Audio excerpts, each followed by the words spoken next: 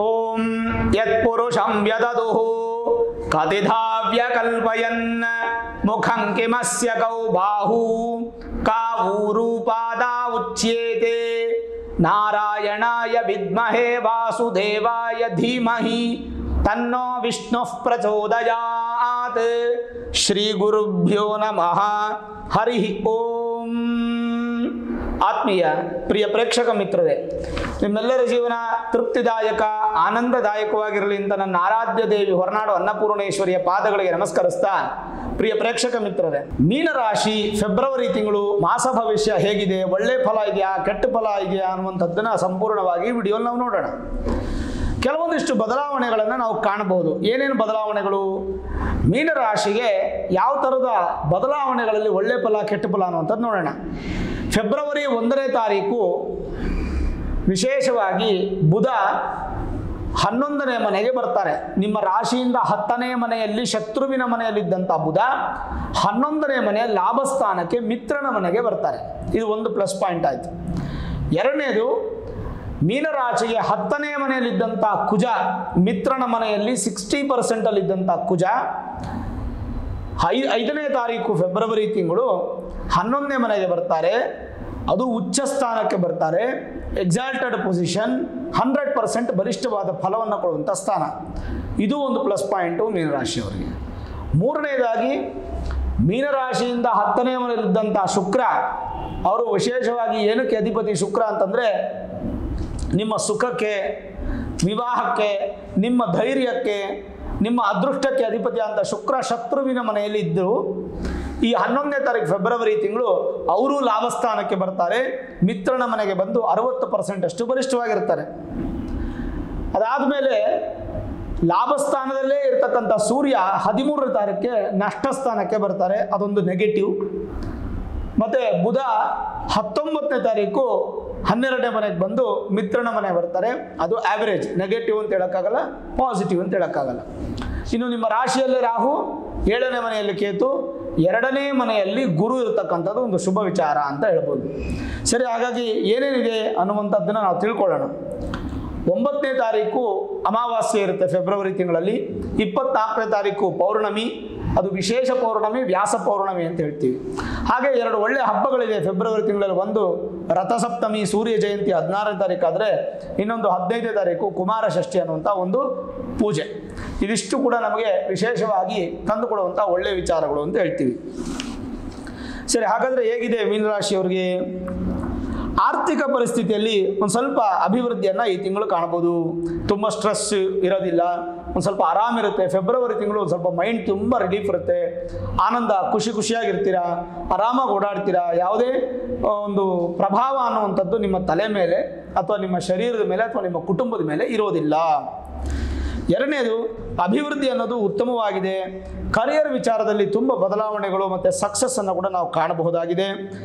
ಕೊನೆಗೆ ಒಂದು ಹಂತ ಕೇಳಬೇಕು ಅಂತಂದರೆ 19ನೇ ತಾರೀಕುವರೆಗೂ ಅದ್ಭುತವಾಗಿರುತ್ತೆ.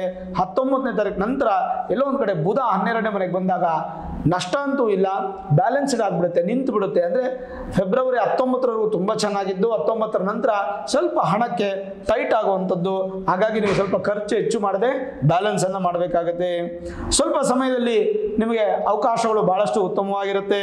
ಒಂದ್ಸಲ ಏನಪ್ಪ ಸ್ನೇಹಿತರು ಭಾಳ ನಿಮಗೆ ಸಪೋರ್ಟ್ ಮಾಡ್ತಾರೆ, ಬಂಧುಗಳ ಪ್ರೀತಿ ನಿಮಗೆ ಹೆಚ್ಚಾಗುತ್ತೆ. ಮತ್ತು ದೇವಸ್ಥಾನಕ್ಕೆ ಹೋಗಿ ಬರೋದನ್ನು ಮಾತ್ರ ಬರಿಬೇಡಿ. ಯಾವುದಾದ್ರೂ ದೇವಸ್ಥಾನಕ್ಕೆ ಹೋಗಿ ಬರ್ತಾರಿ, ಆ ದೇವಸ್ಥಾನಕ್ಕೆ ಹೋಗಿ ಬರೋ ಬಲ ನಿಮಗೆ ಪ್ರತಿದಿನ ಖಂಡಿತ ಸಿಗುತ್ತೆ. ಮನೆ ವಿಚಾರದಲ್ಲಿ ಏನಾದರೂ ಅಭಿವೃದ್ಧಿಯನ್ನು ಕೂಡ ನೀವು ಕಾಣಬಹುದಾಗುತ್ತೆ. ಮನೆಗೆ ಹೊಸ ವಸ್ತುಗಳನ್ನು ತರುವಂಥದ್ದು, ಮನೆಯಲ್ಲಿ ಶುಭ ಕಾರ್ಯಗಳು ಆಗುವಂಥದ್ದು, ಇವೆಲ್ಲವೂ ಕೂಡ ನಿಮಗೆ ಪ್ರಾಪ್ತಿಯಾಗತ್ತೆ. ಮತ್ತು ಸ್ವಲ್ಪ ಮಟ್ಟಿಗೆ ಆರೋಗ್ಯದಲ್ಲಿ ಪಿತ್ತದ ತೊಂದರೆ ಆಗುವಂಥ ಸಾಧ್ಯತೆಗಳು, ಕಿವಿ ತೊಂದರೆ ಮತ್ತು ಕಾಲು ಬೆರಳುಗಳ ತೊಂದರೆ ಆಗುವಂಥ ಸಾಧ್ಯತೆಗಳು ಹೆಚ್ಚಾಗಿ ನಾವು ಕಾಣಬಹುದಾಗಿರುತ್ತೆ. ಇನ್ನು ರಾಶಿಯಿಂದ ನಾನು ಈಗಾಗಲೇ ಹೇಳಿದೆ, ಏಕಾದಶ ಭಾವಕ್ಕೆ ಬರುವಂತಹ ಗ್ರಹಗಳು ಏಕಾದಶ ಸ್ಥಾನದಕ್ಕೆ ಗ್ರಂಥದ ಪ್ರಕಾರ ಏನು ಹೇಳುತ್ತೆ ಲಾಭ ಫಲಗಳು? ಸರ್ವಾಭೀಷ್ಟಾಗಮೋ ಜ್ಯೇಷ್ಠಭ್ರಾತ ಜಾತಾಃ ನಿಜಾತ್ಮಜಾಃ ವಾಮಕರ್ಣೋರ್ಥ ಲಾಭಶ್ಚ ಚಿಂತ್ಯಾಃ ಏಕಾದಶೇನತೆ. ಲಾಭಸ್ಥಾನೇಷು ರಾಶ್ಯಾದಖಿಲ ಧನ ಜಯ ಪ್ರಾಪ್ತಿಮಿಚ್ಛಂತಿ ಸರ್ವೇ. 11ನೇ ಮನೆಗೆ ಬರ್ತಾ ಇದೆ. 3 ಗ್ರಹಗಳು ಏನೇನು ಫಲ ಕೊಡುತ್ತೆ? ಕುಜ, ಲಾಭದಲ್ಲಿ ಕುಜನಿರುವಾಗ ಸಾಹಸವಂತರಾಗಿ ಭೂ ಸಂಪತ್ತನ್ನು ಪಡಿತೀರಾ, ಭೂಮಿಯನ್ನು ಅನುಭವಿಸ್ತೀರಾ.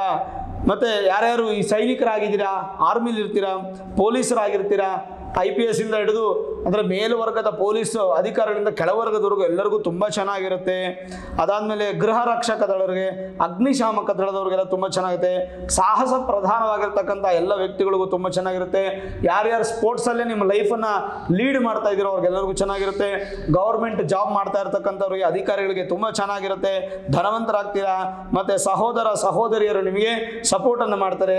ಎಡಕಿವಿ ಮತ್ತು ಎಡಕಿವಿ ಮತ್ತು ಕಂಠದ ರೋಗಗಳು ಬರುವಂಥ ಸಾಧ್ಯತೆಗಳಿರುತ್ತೆ. ಸ್ವಲ್ಪ ಹುಷಾರಾಗಿರ್ತಕ್ಕಂಥದ್ದು ಒಳ್ಳೆಯದು. ಆದರೆ ಮಿಕ್ಕ ಎಲ್ಲ ವಿಚಾರಗಳು ಲಾಭಸ್ಥಾನಕ್ಕೆ ಬರುವಂಥ ಕುಜ ನಿಮಗೆ ಉತ್ತಮವಾದ ಫಲ. ಇನ್ನು ಲಾಭಸ್ಥಾನಕ್ಕೆ ಬುಧ ಬರ್ತಾರೆ. ಏನು ಫಲ? ಬುಧನು ಲಾಭದಲ್ಲಿರುವಾಗ ಬುದ್ಧಿವಂತರು, ವಾಗ್ಮಿಗಳಾಗ್ತಾರೆ. ತೀಕ್ಷ್ಣ ಬುದ್ಧಿ, ವಿಮರ್ಶೆಯನ್ನು ಮಾಡುವಂಥವರು, ಉದ್ಯಮಶೀಲರು. ನೀವು ಮಾಡುವಂಥ ವೃತ್ತಿಯಲ್ಲಿ ತುಂಬ ನಿಪುಣತೆಯನ್ನು ಹೊಂದಿರ್ತೀರಾ, ಭಾಳ ನಿಯತ್ತಾಗಿರ್ತೀರಾ. ಯಾವುದೇ ಥರದ ಮೋಸ ವಂಚನೆ ಅನ್ನುವಂಥದ್ದು ನಿಮ್ಮಲ್ಲಿ ಇರೋದಿಲ್ಲ. ಪತ್ರಿಕೋದ್ಯಮದಲ್ಲಿರ್ತಕ್ಕಂಥವ್ರಿಗೆ, ಜರ್ನಲಿಸಮು ಮತ್ತು ಜರ್ನಲಿಸ್ಟ್ ಆಗಿರೋಂಥವ್ರಿಗೆ, TV ಆಗ್ಬೋದು, ಪ್ರಿಂಟ್ ಮೀಡಿಯಾ ಆಗ್ಬೋದು, ಯಾವುದೇ ಥರದಾಗ್ಬೋದು, ಅಥವಾ ಸೋಷಿಯಲ್ ಮೀಡಿಯಾ ಆಗ್ಬೋದು, ಎಲ್ಲ ಥರದಲ್ಲಿರ್ತಕ್ಕಂಥ ವ್ಯಕ್ತಿಗಳಿಗೆ ತುಂಬ ಚೆನ್ನಾಗಿದೆ. ಕ್ಷೇತ್ರಗಳಲ್ಲಿ ಉತ್ತಮ ಅಭಿವೃದ್ಧಿ. ಯಾರ್ಯಾರು ಸೈನ್ಸ್ ಓದ್ತಾ ಇರ್ತಕ್ಕಂಥ ವಿದ್ಯಾರ್ಥಿಗಳು ಯಾರಿದ್ದೀರಾ, ಸೈಂಟಿಸ್ಟ್ ಆಗಿರ್ತಕ್ಕಂಥವ್ರು, ಕಂಪ್ಯೂಟರ್ ಅನಾಲಿಸಿಸು, ಕಂಪ್ಯೂಟರ್ ರಿಲೇಟೆಡ್ ಆಗಿ ವಿದ್ಯಾಭ್ಯಾಸ ಮಾಡಿರ್ತಕ್ಕಂಥವ್ರು, ಅದಕ್ಕೆ ಸಂಬಂಧಪಟ್ಟಂಥ ಉದ್ಯೋಗ ಮಾಡುವಂಥವ್ರಿಗೆಲ್ಲ ತುಂಬ ಉತ್ತಮವಾದ ಫಲ. ಹಾಗಾಗಿ ಕುಜ ಬುಧ ನೋಡಿದ್ರಿ. ಇನ್ನು ಶುಕ್ರನ ಫಲ ಏನು ಅಂದರೆ, ಶುಕ್ರನು ಲಾಭದಲ್ಲಿರುವಾಗ ಸ್ತ್ರೀ ಮೂಲದಿಂದ ಧನ ಪ್ರಾಪ್ತಿ, ಸ್ತ್ರೀ ಮೂಲದಿಂದ ಸಂತಾನ ಪ್ರಾಪ್ತಿ ಆಗುವಂಥದ್ದು, ಭೋಗ ಸಾಮಗ್ರಿಗಳನ್ನು ಹೊಂದುವಂಥದ್ದು, ಸನ್ಮಿತ್ರರನ್ನು ಪಡೆಯುವಂಥದ್ದು, ಮತ್ತು ಕೆಟ್ಟದ್ದೆಲ್ಲ ನಿವೃತ್ತಿಯಾಗಿ ಒಳ್ಳೆಯದು ಅಭಿವೃದ್ಧಿ ಆಗುತ್ತೆ. ಒಳ್ಳೆ ವಿಷಯಗಳನ್ನು ಕಿವಿಗೆ ಬೀಳುತ್ತೆ. ಸಂಗೀತ ಸಾಹಿತ್ಯದಿಂದ ಒಳ್ಳೆ ಧನಲಾಭ ಪ್ರಾಪ್ತಿ. ನೀರು ಹಾಲು ಸಂಬಂಧಿಸಿದ ವಸ್ತುಗಳಿಂದ, ಹೂವು ಹಣ್ಣು ತರಕಾರಿ ವ್ಯಾಪಾರಿಗಳಿಗೂ ಕೂಡ ಅಭಿವೃದ್ಧಿ. ಧನಾಢ್ಯ ಮಿತಾಂಗನಾರತಂ ಅನೇಕ ಸೌಖ್ಯಂ ಭವೇತ್ ಅನ್ನುವಂಥ ಶ್ಲೋಕ ಅಪ್ಲೈ ಆಗುತ್ತೆ.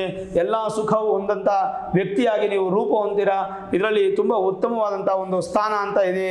ಇನ್ನು 13ನೇ ತಾರೀಕುವರೆಗೂ ಸೂರ್ಯನು ಕೂಡ ನಿಮಗೆ 11ನೇ ಮನೆಯಲ್ಲಿ ಲಾಭಸ್ಥಾನದಲ್ಲಿ ಇರ್ತಾರೆ.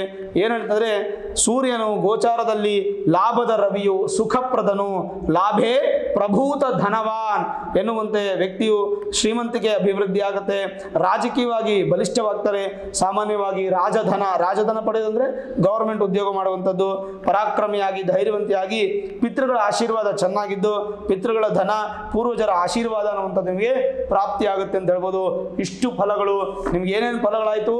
ನಿಮ್ಮ ರಾಶಿಯಿಂದ ಪಂಚಮಾಧಿಪತಿ ಹಾಗೂ ಅದೃಷ್ಟಾಧಿಪತಿ ಆಗಿರ್ತಕ್ಕಂಥ ಬುಧ ಲಾಭದಲ್ಲಿದ್ದಾನೆ. ಹಾಗಾಗಿ ಸಂತಾನ, ಪೂರ್ವ ಪುಣ್ಯಸ್ಥಾನ ಅಥವಾ ನಿಮ್ಮ ಒಂದು ಹಿಂದಿನ ಜನ್ಮದ ಪುಣ್ಯವನ್ನು ಅನುಭವಿಸೋದು, ತಂದೆ ತಾಯಿ ಮಾಡಿರ್ತಕ್ಕಂಥ ಪುಣ್ಯವನ್ನು ಅನುಭವಿಸತಕ್ಕಂಥ ಸ್ಥಾನ ಈ ಫೆಬ್ರವರಿ ತಿಂಗಳಲ್ಲಿ ಸಿಗುತ್ತೆ. 8ನೇ ಮನೆ ಅಧಿಪತಿ ಬುಧನು ಲಾಭದಲ್ಲಿರೋದ್ರಿಂದ ಅದೃಷ್ಟ ನಿಮ್ಮ ನೋಡ್ಕೊಂಡ್ಬರುತ್ತೆ. ಇನ್ನೇನು ವಿಶೇಷ ಫಲ ಅಂದರೆ, ರಾಶಿಯಿಂದ ಚತುರ್ಥ ಭಾವಾಧಿಪತಿ ಆಗಿರ್ತಕ್ಕಂಥ ಬುಧ ನಿಮಗೆ ಲಾಭದಲ್ಲಿರ್ತಕ್ಕಂಥದ್ದು ಸುಖವನ್ನು ಕೊಡ್ತಾನೆ.